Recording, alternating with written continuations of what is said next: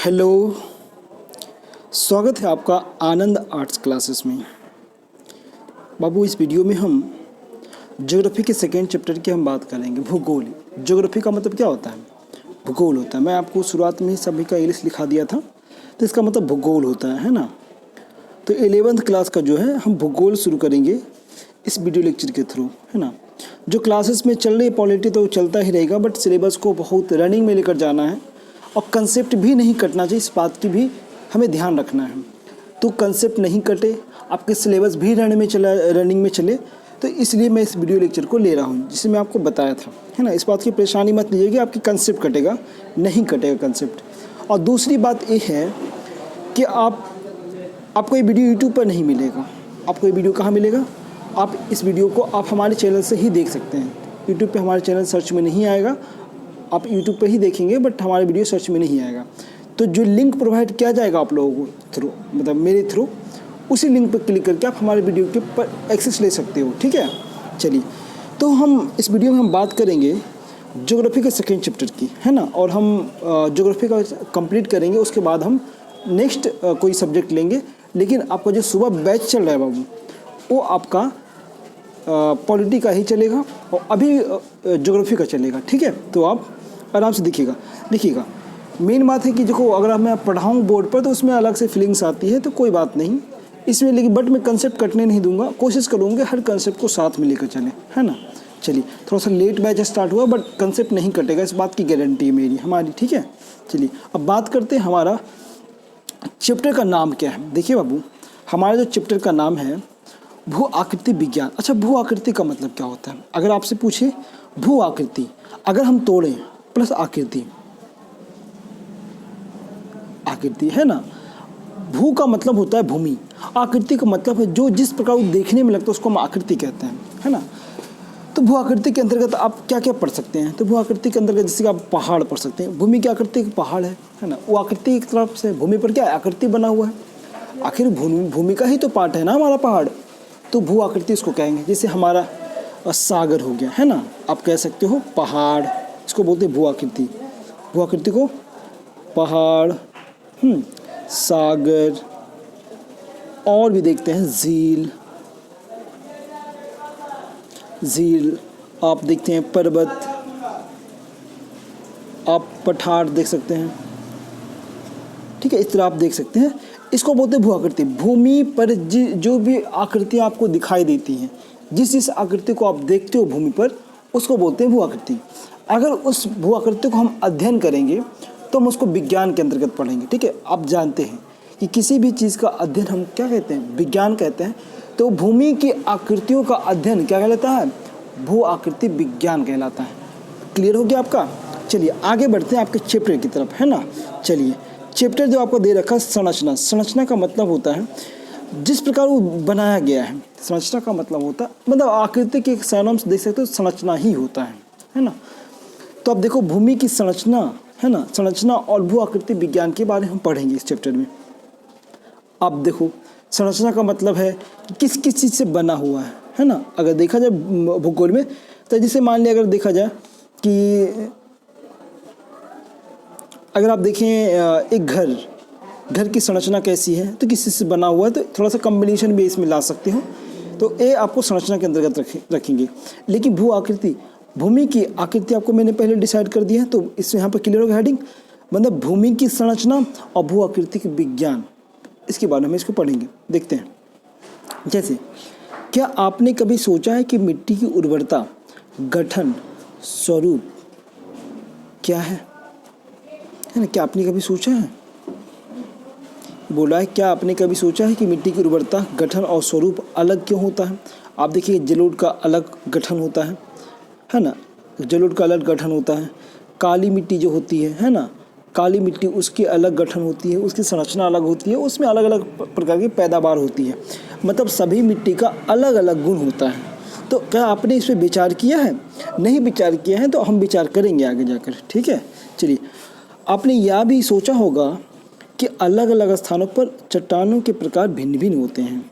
आप देखिएगा, आपने दो चीज़ गेस किया होगा कि अलग अलग स्थान पर अलग अलग मिट्टी, और दूसरा चीज़ ये गेस किया होगा कि अलग अलग स्थान पर अलग अलग चट्टान पाए जाते हैं।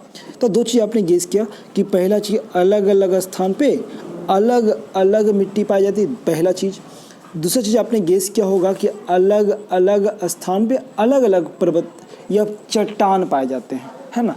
तो अगर हम आपसे पूछें कि चट्टान किसे कहते हैं, तो आप प्लीज़ हमारे कमेंट सेक्शन में बताइएगा कि आप चट्टान किस चीज़ को मतलब कैसे संरचना को आप चट्टान कहेंगे। तो आप हमें कमेंट सेक्शन में ज़रूर बताइएगा, है ना। आपसे पूछा जाए कि मिट्टी किसे कहते हैं, तो आप हमें मिट्टी भी कमेंट सेक्शन में ज़रूर बताइएगा। चलिए स्टार्ट करते हैं।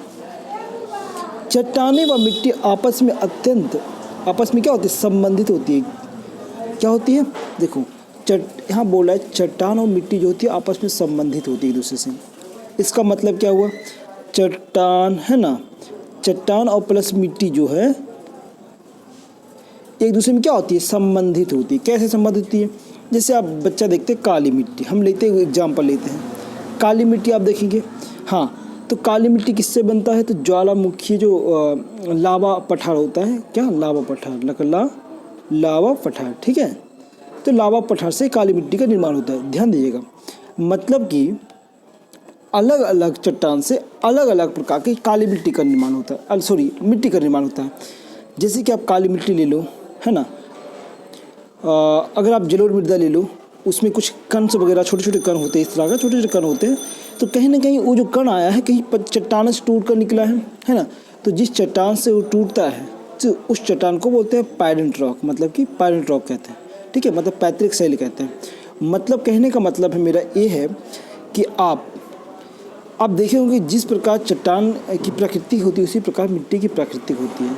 अलग अलग चट्टान से अलग अलग प्रकार की मिट्टी का निर्माण होता है। इस प्रकार हम कह सकते हैं कि चट्टान एक दूसरे से क्या है, संबंधित है। तो इतना ध्यान रखिएगा। अब यहाँ बोल रहा है पृथ्वी के धरातल पर चट्टानों व मिट्टियाँ में भिन्नता धरातलीय स्वरूप के अनुसार पाई जाती है। देखिए धरातल पर किस प्रकार मतलब क्या स्वरूप धरातल का, उसी प्रकार वहाँ पे मिट्टी पाई जाती है। जैसे वहाँ पे लावा पठार मिलेगा तो वहाँ पे काली मिट्टी मिलेगी। जैसे वहाँ पे आपको सिंपली जो पठार मिलता आपका पर्वत मिलता है तो वहाँ पे आपको वहाँ से कटे फटे जो बलुई मिट्टी मिलेगी। जिससे आप जानते हैं कि आपका मरुस्थल जाइएगा तो मरुस्थल में मरुस्थलीय मिट्टी मिलेगी, ठीक है। तो जिस प्रकार वहाँ की धरातल रहता है उसी प्रकार वहाँ की मिट्टी पाई जाती है। आगे देखते हैं।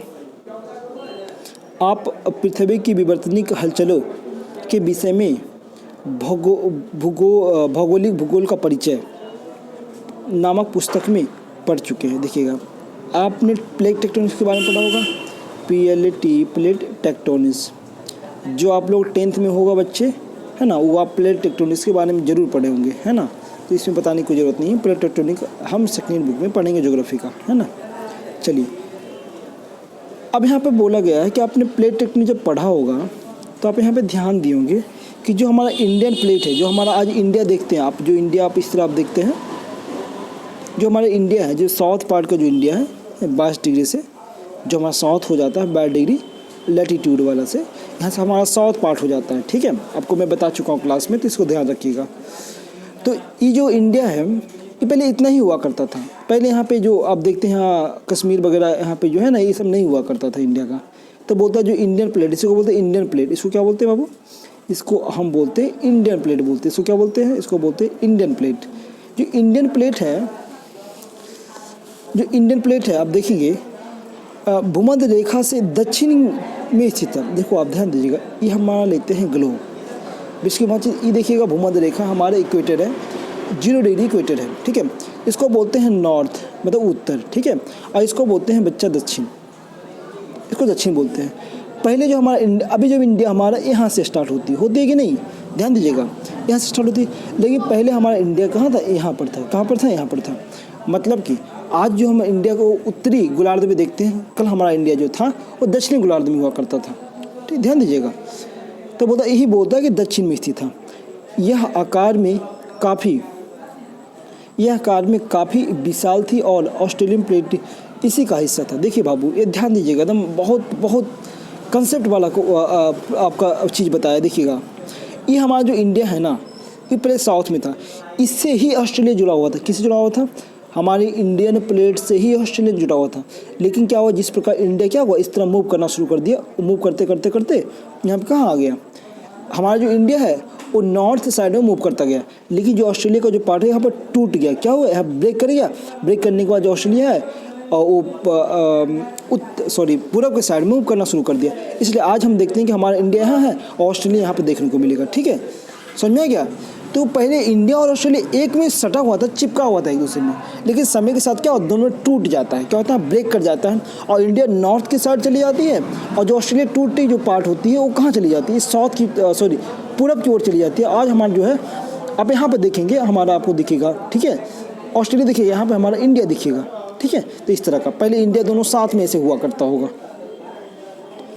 नेक्स्ट बोलते हैं, इसी का हिस्सा था। अब यहाँ पे बोला जाता है करोड़ों वर्ष के दौरान यह प्लेट काफ़ी हिस्सों में टूट गई। अब क्या होता है, इंडियन प्लेट टूट जाता है, ऑस्ट्रेलिया प्लेट दक्षिण पूर्व की ओर और इंडियन प्लेट उत्तर दिशा की ओर खिसकना शुरू कर। जैसे मैं आपको बताया कि जो इंडियन प्लेट है इस तरह खिसकना शुरू कर दिया और जो ऑस्ट्रेलियन प्लेट है इस तरह खिसकना शुरू कर दिया। तो आज जो स्थिति आप देख रहे हैं उसी स्थिति में, उसी डायरेक्शन में आप देख सकते हैं।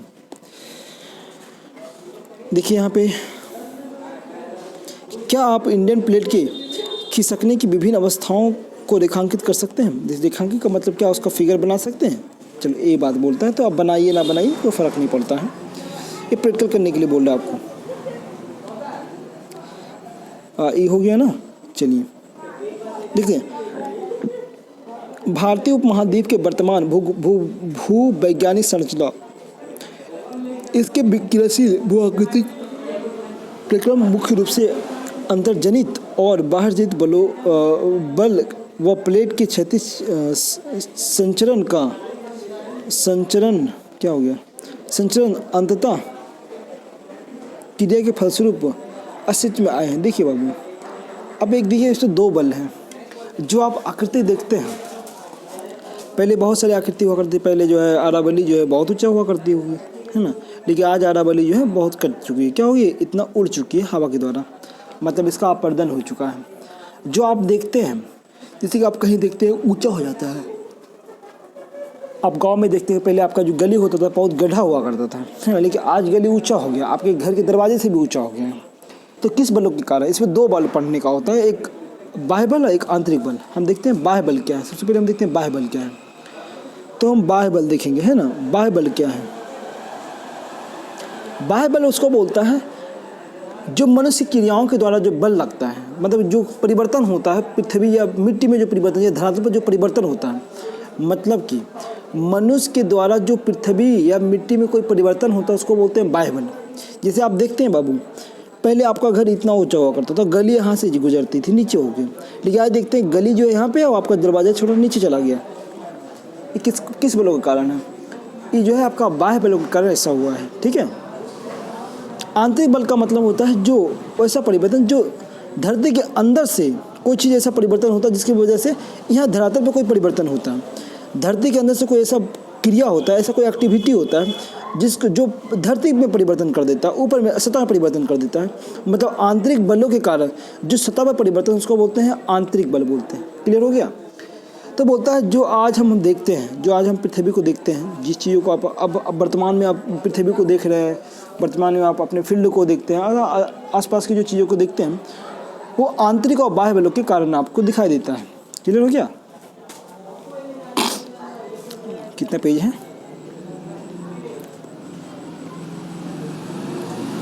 टोटल 5-6 लेक्चर में कंप्लीट हो जाएगा ये, है ना, ज़्यादा नहीं लगेगा, 5-6 लेक्चर में कंप्लीट हो जाएगा। अब होता है भूवैज्ञानिक संरचना और शैल समूह की भिन्नता के आधार पर भारत को 3 भूवैज्ञानिक खंडों में विभाजित किया जाता है जो भौगोलिक लक्षणों के आधारित हैं। देखिएगा, अगर भू संरचना देखें कि पृथ्वी के जो भूमि पर क्या क्या कौन कौन सी संरचना है, तो आप इसको 3 भागों में डिवाइड कर सकते हैं हमारे भारत पे। पहला आप देखते हैं कि प्रायद्वीप खंड देखने को मिलता है। प्रायद्वीप खंड का मतलब होता है जिसके तीनों ओर पानी से घिरा हो, वैसा विशाल भूखंड, इसको ऐसे कर सकते हैं। प्रायद्वीप का मतलब वैसा विशाल भूखंड, है ना, विशाल भूखंड, भूखंड लिख सकते हो। आप नोट करिए, हम लिखा देते हैं। प्रदीप का मतलब होता है कि वैसा विशाल भूखंड, लिखिएगा इसको क्योंकि हम नोट्स चेक करेंगे आप लोगों का। लिखिएगा वैसा विशाल भूखंड, वैसा विशाल भूखंड जिसके तीनों ओर पानी हो, क्या हो, या वैसा विशाल भूखंड जो तीनों ओर से पानी से घिरा हो, उसको हम बोलते हैं प्रायद्वीप। क्या बोलते हैं? प्रायद्वीप बोलते हैं। ठीक है, तो कंप्लीट हो गया ना। तो भारत की जो एक भू आकृति है उसको हम प्रायद्वीप खंड में बांट सकते हैं। पहला चीज़ बांट के दिखाएंगे आपको। दूसरा है कि हिमालय के आसपास हम बांट सकते हैं। तीसरा हम देख सकते हैं नदी के आसपास हम बांट सकते हैं। देखो भारत में 3 भौगोलिक संरचना मुख्य रूप से पढ़ सकते हैं। जैसे कि पहला, अगर हम भारत इंडिया का चित्र बनावे, देखो इसमें सही बनता नहीं तो आप थोड़ा सा मैनेज कर लेना। पहला है कि आप प्रायद्वीप, पहला। दूसरा है हिमालय, है ना, और तीसरा है आपका ई मैदान हो गया। तो मैंने पहला ही हो गया, दूसरा ही हो गया और तीसरा ही हो गया। तो अगर आपको बोलेगा कि आप भारत की जो भू संरचना या भू आकृति को कितने भागों में बांट सकते हैं, तो आप बोलिएगा कि भारत की भू आकृति को 3 भागों में बांटा जा सकता है। कितने भागों में? भारत की भू आकृति को 3 भागों में बांटा जा सकता है। पहला भाग हो गया क्या? पहला भाग हो जाएगा हिमालय, दूसरा भाग हो जाएगा आपका मैदानी भाग, और तीसरा भाग हो जाएगा आपका प्रायद्वीप भारत। देखिए ऊपर में सबसे आपको दिखेगा हिमालय दिखेगा, बीच में आपको दिखेगा समतल भाग दिखेगा, इसको बोलते हैं गंगा यमुना ब्रह्मपुत्र का मैदान। ठीक है, मतलब सिंधु, गंगा और ब्रह्मपुत्र का मैदान कहते हैं। तीसरा पार्ट आपको देखने को नीचे वाला, है ना, ऊपर बीच वाला और नीचे वाला, है ना, तो नीचे वाला आपको प्रायद्वीप भारत देखने को मिलेगा। तो भारत की भू संरचना क्या आराम से आप बांट देंगे? हाँ, तो आप बांट दीजिएगा। चलिए अब हम सबसे पहले पढ़ेंगे प्रायद्वीप के भारत के बारे में कि प्रायद्वीप भारत में क्या क्या दे रखा है। बोलता है कि इसको बोलते हैं पेनिनसुला, PENINSULA, है ना, SULA पेनिनसुला हो जाता है। देखिए बाबू आप लोग कॉपी किताब निकाल कर रख लीजिए क्योंकि लास्ट में आप लोगों को हम पूछेंगे और आपको बताना पड़ेगा, है ना। क्लास में आपको इसके बारे में आपको इंटरव्यू होगी, पूछा जाएगा और टेस्ट भी होगा बाकायदे इस पे में, है ना। सब्जेक्टिव ऑब्जेक्टिव होगा टेस्ट, तो आप लोग बिल्कुल मतलब लापरवाही ना करें बाबू। क्लास ही है, क्लास चल ही रही है आपकी। कोशिश करेंगे कि मैं बोर्ड पे स्टार्ट हो जाऊँ, बट अभी खुद थोड़ा सा प्रॉब्लम आ रहा है मोबाइल की, बट वो भी अरेंजमेंट होने पे आपका बोर्ड पर ही क्लास लेंगे। तो आपके पास सबका डिजिटल माध्यम है तो आप इसका यूज़ भी कर लीजिए, ठीक है। अब देखते हैं प्रायद्वीप। आप नेक्स्ट टॉपिक ऐड करिएगा प्रायद्वीप, लिख लिए। चलिए प्रायद्वीप के बारे में हम पढ़ देते हैं थोड़ा सा। बोलता है प्रायद्वीप खंड की उत्तरी सीमा कटी फटी है। देखिए प्रायद्वीप खंड की उत्तरी सीमा क्या है? कटी फटी है, जो कच्छ से आरंभ होकर अरावली पहाड़ियों के पश्चिम से गुजरात गुजरता हुआ दिल्ली तक और फिर यमुना या गंगा नदी के समानांतर राजमहल की पहाड़ियों व गंगा डेल्टा तक जाती है। इसके अतिरिक्त उत्तर पूर्व के कर्बी एनलॉन्ग, ध्यान दीजिएगा क्या क्या आ रहा है। पहला आ जाता है आपका, पहला बाबू आ जाता है आपका जैसे कि कच्छकरण। हम देखेंगे कच्छकरण कहाँ पे है, एकदम मैप को एकदम बिल्कुल माइंड में ठोक लीजिए एकदम बिल्कुल। अगर आप आनंद आर्ट्स क्लासेस से पढ़ते हैं तो माइंड में मैप को ठोकना ही पड़ेगा। आपकी मजबूरी यही है कि आपको माइंड में मैप ठोकना ही पड़ेगा, ठीक है। तो पहला हम देखेंगे कच्छ की रण क्या है। हम प्रायद्वीप का जो है उत्तरी साइड देखेंगे, प्रायद्वीप उत्तर में कहाँ का फैला हुआ है। चलिए पहला कच्छ की रण बोला है, दूसरा अरावली पहाड़ी हम देखेंगे, तीसरा हम देखेंगे दिल्ली कहाँ पे है, चौथा हम देखेंगे राजमहल की पहाड़ी कहाँ पे है, पांचवा हम देखेंगे गंगा यमुना की डेल्टा कहाँ पे है, और छठा हम देखेंगे कि कर्बी एंगलोंग जो है उसको किसको कहते हैं, ठीक है, कहाँ पे वो स्थित है। उसके पश्चिम बंगाल के मालदा भ्रंश इसको बोलेंगे। ये मालदा भ्रंश क्या है, ठीक है। और छोटा नागपुर का पठार कहाँ पे है, ये आप देखिएगा, छोटा नागपुर पठार ये कहाँ पे है। उसके बाद मरुस्थल कहाँ पे है, तो हम इस चीज़ों को हम अच्छे से देखते हैं मैप में। चलिए हम मैप को निकालें, चलिए मैप को निकालते हैं। आपको बिल्कुल एकदम करीब से देखना है ना, बिल्कुल इसको फ्रेंड बना लेना है। तो प्रायद्वीप भारत की जो उत्तरी साइड को हम देखते हैं कि उत्तरी साइड कैसे कटा फटा बोल रहा है। देखिएगा हम चलते हैं मैप की तरफ। देखिए बच्चा, मैं आपको बता दूं कि क्या है, इंडिया का चित्र है, इंडिया का मैप है, तो आपको देखना है। अब यहाँ पे मैं बताया कि सबसे पहले यहाँ पे देखिए कि यहाँ से आप देखिएगा, यहाँ पे आपको कर्क रेखा गुजरता है, ट्रॉपिक ऑफ कैंसर, कर्क रेखा, ठीक है, कर्क रेखा यहाँ से गुजरता है। दूसरा बात यहाँ पे देखने वाली ये है कि यहाँ के जो 22 डिग्री से यहाँ पे आपका प्रायद्वीप भारत की प्रायद्वीप भारत जो है यहाँ से स्टार्ट हो जाती है, 22 डिग्री से दक्षिण की ओर प्रायद्वीप भारत से स्टार्ट हो जाती है। कि आप देखते हैं यहाँ से मैं आपको बताया था कि वह विशाल भूखंड जिसके तीनों ओर पानी हो उसको हम क्या बोलेंगे, प्रायद्वीप भारत बोलेंगे। नीचे ही पानी है इस तरह का। अब देखिएगा इसको हम प्रायद्वीप भारत देंगे तो उत्तर में प्रायद्वीप कहाँ कहाँ से फैला हुआ है इसको देखेंगे। देखिएगा पहला बोला आपको बाबू कि कच्छ के रण बोला, तो हम देखिए कच्छ का रण आपको यहाँ पड़ेगा। ये जो आप देख रहे हैं ना इसको बोलते हैं कच्छ के रण बोलते हैं। क्लियर हो गया। तो यहाँ से स्टार्ट होती है। और दूसरा बता अरावली। देखिए बाबू ये आपको अरावली मिलेगा, ये कच्छ का रण है, ये अरावली है। यहाँ पे देखिए आपको दिल्ली मिलेगा, क्या मिलेगा यहाँ पे आपको दिल्ली मिलेगा। ये आपको गंगा यमुना मिलेगा। अब यहाँ पे ध्यान दीजिएगा बाबू, ये तीन को आप देख लीजिए, कच्छ के रण, अरावली, दिल्ली, है ना। अब देखिए छोटा नागपुर का पठार यहाँ पे है, ठीक है। अब यहाँ पे देखो मालदा गैप, यहाँ पे एक बहुत बड़ा गैप है, इस तरह गैप मिलेगा आपको जाकर, इस तरह से गैप मिलेगा, तो इसको बोलते हैं मालदा गैप। पश्चिम बंगाल और जो आपका मेघालय है, ये आपका मेघालय है, ये आपका पश्चिम बंगाल हो जाएगा, ठीक है। इस बीच में एक छोटा सा गैप मिलेगा देखने को, यहाँ पे आपको गैप मिलेगा, इसको बोलते हैं मालदा गैप मिलेंगे। क्या बोलेंगे, मालदा गैप मिलेंगे। दूसरी बात कार्बी एंगलोंग, इस जहाँ जिस पठार पे आपको मेघालय स्थित देखने को मिलेगा, है ना, उसको बोलते हैं कार्बी एंगलोंग का पठार। और कार्बी एंगलोंग का पठार आप नोट करिएगा, कार्बी एंगलोंग का पठार जो मेघालय में स्थित है। कहाँ स्थित है, कार्बी एंगलोंग मेघालय में स्थित है। तो मैंने देख लिया सबसे पहले कच्छ की रण, अरावली, दिल्ली से मिलाते हुए यहाँ पे देखिएगा छोटा नागपुर का पठार में मिला दिया। उसके बाद यहाँ पे मालदा गैप लाया, मालदा कार्बी एंगलोंग लाया। उसके बाद ये देखिए आपका क्या हो जाएगा, ये आपका प्रायद्वीप भारत है, ठीक है। यहाँ से यहाँ तक बाउंड्री देख लिए।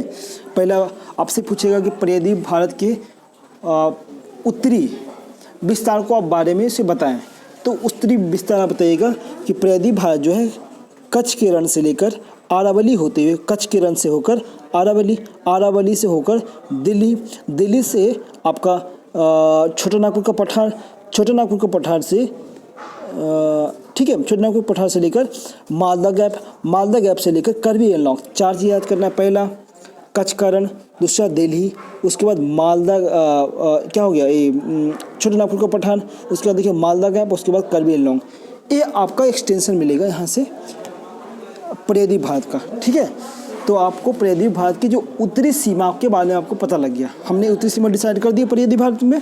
चलिए अब हम देखते हैं प्रायद्वीप भारत में क्या दे रखा है। देखिए बहुत ध्यान से देखिएगा, अगर नहीं समझ में आया तो आप हमें क्लास में पूछ सकते हैं, ठीक है। दूसरा देखिएगा बाबू, बोलता है कि प्रायद्वीप मुख्यतः प्राचीन नाइस ऑर्गेनाइट से बना हुआ। आपसे पूछेगा, मैं आपको क्वेश्चन दूंगा कि प्रायद्वीप भारत जो है, प्रायद्वीप भारत किस चट्टान से बना हुआ है, किस पत्थर से बना हुआ, किस चट्टान से बना हुआ, तो आप बोलिएगा नीस और ग्रेनाइट। क्या किससे बना हुआ है, तो आप यहाँ पहला नोट करिएगा नीस और ग्रेनाइट। क्या नोट करिएगा, बोलिएगा कि प्रायद्वीप भारत है नीस और ग्रेनाइट से बना हुआ है। तो आपको पहला क्या नोट करना है कि पहला ये नोट करना है कि प्रायद्वीप भारत जो है नीस और ग्रेनाइट से बना हुआ है। ये पॉइंट आपको नोट करना है। नेक्स्ट आपका पॉइंट हो जाएगा, देखिएगा कैरिबियन कल्प से यह भूखंड एक कठोर खंड के रूप में खड़ा है। कैरिबियन कल्प है, एक पीरियड हुआ करता है, ठीक है। तो एक कैरिबियन कल्प जब आपको मैं फिजिकल ज्योग्राफी पढ़ाऊंगा, फिजिकल ज्योग्राफी सेकेंड बुक है, इसमें हम आपको पूरे पीरियड के बारे में बताऊंगा, ठीक है। तो आप सिंपल से जानिए कि जो हमारा प्रायद्वीप भारत है कब से बना हुआ है, तो कैरिबियन कल्प से बना हुआ है ना, कैरिबियन कल्प से खड़ा हुआ है। तो ये याद रखिएगा। नेक्स्ट आपका है अपवाद स्वरूप पश्चिमी घाट। कौन घाट बच्चा, देखो पश्चिमी घाट। अब हम देखिए पश्चिमी घाट कहाँ है। पश्चिमी घाट समुद्र में डूबा होने के कारण होने और कुछ हिस्से विवर्तनिक क्रियाओं से परिवर्तित होने के उपरांत भी यह खंड वास्तविक आधार पर तल पर प्रभाव नहीं पड़ता। अच्छा, भूखंड के वास्तविक आधार तल पर प्रभाव नहीं पड़ता। इंडो ऑस्ट्रेलिया प्लेट का हिस्सा होने के कारण यह ऊर्ध्वाधर हलचलों का खंड भ्रंश है। देखिए ध्यान दीजिएगा, हम देखते हैं पश्चिमी तट क्या है। देखिएगा हमारा प्रायद्वीप भारत ये है। प्रायद्वीप भारत के बारे में बिल्कुल माइंड में ठूस लेना है, क्योंकि जब मैं क्लास में पूछूंगा तो आपको एकदम बिल्कुल ऐसे उल्टी करना है जिससे कि उल्टी करते हो आप, आप समझ में आया ना, जिस प्रकार आप खाने जैसे कि आप अनटच हो जाते हो उसमें जो आप उल्टी करते हो, वोमिटिंग होती है, उसी प्रकार जब मैं आपसे पूछूं प्रायद्वीप के भारत के बारे में, उसी तरह आपको वोमिटिंग करनी है। क्लियर हो गया? चलिए यहाँ पे देखिएगा, इसे पश्चिमी घाट इसको बोलते हैं, इसको क्या बोलते हैं? पश्चिमी घाट। देखिएगा पहले पश्चिमी घाट सिंपल से ऐसे था, ऐसे चल रहा था, हमारा इंडिया ऐसे था। लेकिन जिस प्रकार इंडिया जब इस तरह घसक रहा था, इस तरह घसक रहा था, खिसक रहा था, तो अब देखिए इस भाग यहाँ डूब गया। क्या हो गया? इस भाग क्या हो गया? नीचे आ गया, समुद्र में क्या हो गया? कच हो गया, डूब गया। जबकि ये भाग क्या हो गया? उठ गया, क्योंकि इस ओर जा रहा था, तो ये भाग ओबे से उठ जाएगा। तो भारत के जो प्रायद्वीप भारत के जो पश्चिमी घाट है, कौन घाट है? ये पश्चिमी घाट जो है, सॉरी, जो प्रायद्वीप भारत का पश्चिमी घाट देखिएगा, ये भाग क्या उठ गया, ये भाग क्या हो गया? उठ गया। और ये भाग क्या? डूब गया। क्या हो गया? डूब गया। ध्यान हो गया? तो आप ये भाग डूब गया, ठीक है, ये भाग आपका डूब गया। तो हम सबसे पहले देखिए प्रायद्वीप भारत की पश्चिम के एक्सटेंशन देखे थे, उसके बाद हमने इधर देख लिया। उसके बाद देखते हैं इसका पूरब के एक्सटेंशन देखते हैं।